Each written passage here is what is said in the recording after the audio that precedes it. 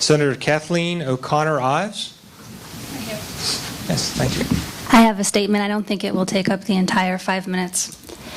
My name, for the record, is Kathleen O'Connor Ives, and I'm the state senator for the 1st Essex District of Massachusetts. The communities I represent include the cities of Methuen, Haverhill, Amesbury, and Newburyport, the towns of North Andover, Merrimack, and Salisbury. I'm here this evening to issue a joint statement from my legislative colleague, Michael Costello, and me regarding our position on the operation of the Seabrook nuclear power plant, the ASR phenomenon, and their impact on public safety. Representative Costello and I together share representation of Amesbury, Newburyport, and Salisbury, all of which are situated within Seabrook's 10-mile emergency zone. First, we are concerned with the adequacy of evacuation planning in the case of a radiological release at Seabrook. There is a greater possibility of a radiological release and emergency evacuation than ever before due to alkali silica reaction, or ASR. We have to learn lessons from Fukushima's experience. The Seabrook plant is the nation's first nuclear plant to be plagued by ASR. This is a novel problem that can't be treated like business as usual by the NRC. Since the risk posed by ASR is unabated and will remain so for the foreseeable future, we remain concerned about no evacuation plan based on the reality of on-the-ground conditions. Our emergency responders cannot execute a safe evacuation if they have not been given accurate information. In 2012, the NRC conducted its biennial test of emergency evacuation. The plant responded by sending inaccurate information to state emergency officials. The plant failed to detect the problem until the NRC notified them afterwards. This mistake occurred in a pre-announced test at a plant that should be highly experienced after 20 years of operation. The plant was levied a tepid white finding of low to moderate significant. Moreover, it should be noted there is no radiological emergency plan in place for residents who live outside the 10-mile radius. We are all aware that a radiological release is not going to stop at the 10-mile radius. In fact, when the Fukushima disaster occurred in Japan, the U.S. Nuclear Regulatory Commission wisely recommended that all U.S. citizens move immediately to points more than 50 miles from Fukushima.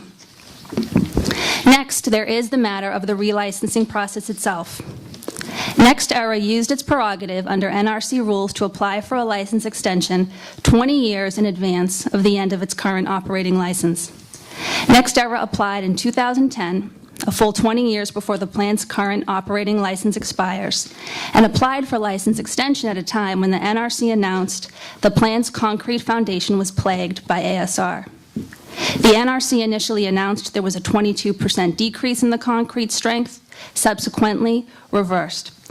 The purpose of relicensing is to assess the plant's systems and determine any issues or needed upgrades for continued operation. This simply cannot be done 20 years in advance and only halfway through the plant's life cycle. How can the NRC possibly grant a license before the plant reflects its actual conditions? This demonstrates that NextEra wants to be relicensed regardless of actual plant conditions and is comfortable seeking a license without knowing the future status of the plant. The NRC has already designated the status of the plant to be degraded. Concrete degradation due to ASR has already occurred throughout the plant's foundation where it comes into contact with groundwater. As the NRC has stated in an inspection report, it ranges from moderate to severe. NextEra's methodology to assess conditions for its long-term safety is fatally flawed by using replicated, fabricated samples and simulated conditions.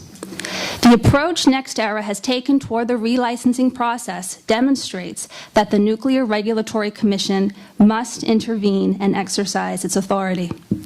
With the facts before us, it is the position of Representative Costello and me that far from considering the relicensing of Seabrook, the NRC should begin the process of decommissioning this plant to ensure public safety.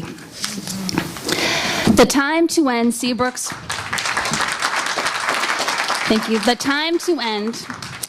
relicensing process is now. This plant should be shut down. This summer, Vermont Yankee Nuclear Power Plant stated it would close in 2014, following 4 other U.S. nuclear power plants which have recently announced plans for closure. NextEra and the Nuclear Regulatory Commission are aware of 2 important facts that pose a threat to public safety. 1, the structural impacts of ASR remain unknown, and 2, safe evacuation and predictable impacts from any nuclear radiation emergency is a complete unknown. These 2 facts combined should be sufficient to confirm that this plant cannot safely operate and should be shut down before any emergency situation occurs. And with that, I just want to emphasize in response to the description of the testing that is underway right now, I definitely want you to urge you to consider the lack of Unit 2 being a data point and wonder why, because even though it's not strictly going to determine the outcome, it should be included because it's as indicative as any other contrived sampling of concrete that might be used at the University of Texas. So to not use Unit 2 concrete, which is exactly the composition of the concrete in question, I think would be a lapse for a comprehensive study. Thank you.